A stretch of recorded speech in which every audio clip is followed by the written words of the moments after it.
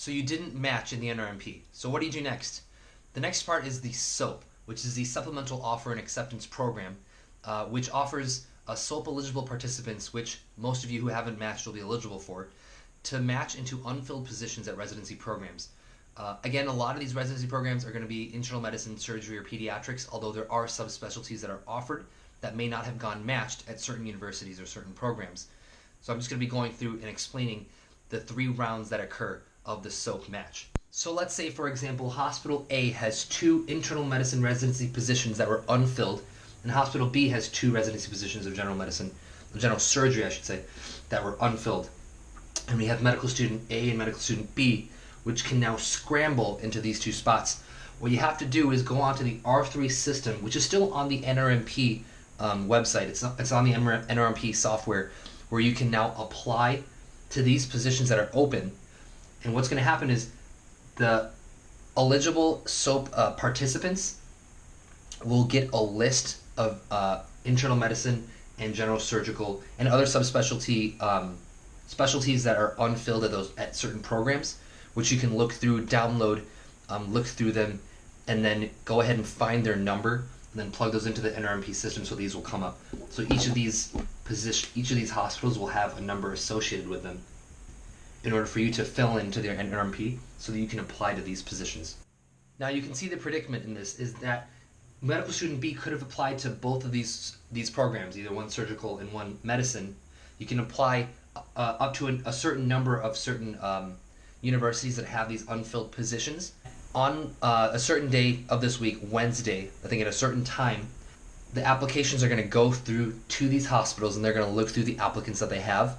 And then in those 2 to 3 hours, I believe it's a time span of 2 hours, they're going to call this participant. Well, they may or may not call this person. They basically have all of your information, all of your letters, what your scores were, and those sorts of things, and then contact you.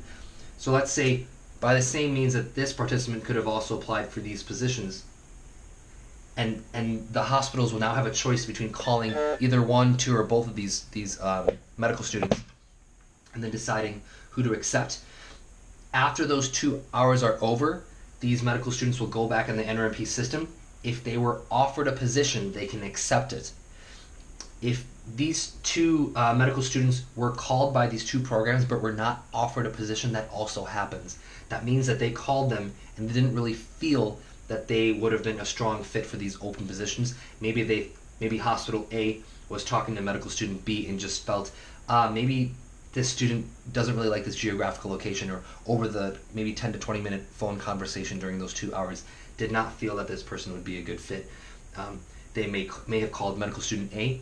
After those 2 hours were over, medical student A was offered a position and can now accept on the R3 system to go to this hospital. And let's put medical student A here. It will be immediately known to this medical student's institution that this position was filled. They will also immediately know of that. Therefore, there is no waiting, I guess, for Friday, or there's no waiting a couple of days after this session is over for you to have found out that you've matched.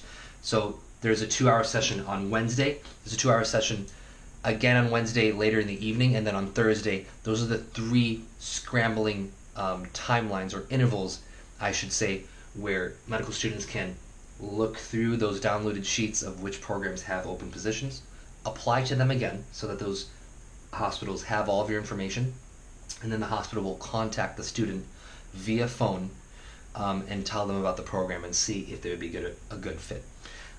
I recommend that if you are in a scrambling position and need a program, it's one thing to say to stretch the truth or something like that, but you should definitely be open to really talking to these hospitals about what they're offering. Be open with your geographical location, because right now you really want to find a position. And I understand it's kind of unfortunate that you've found yourself onto this position during the match.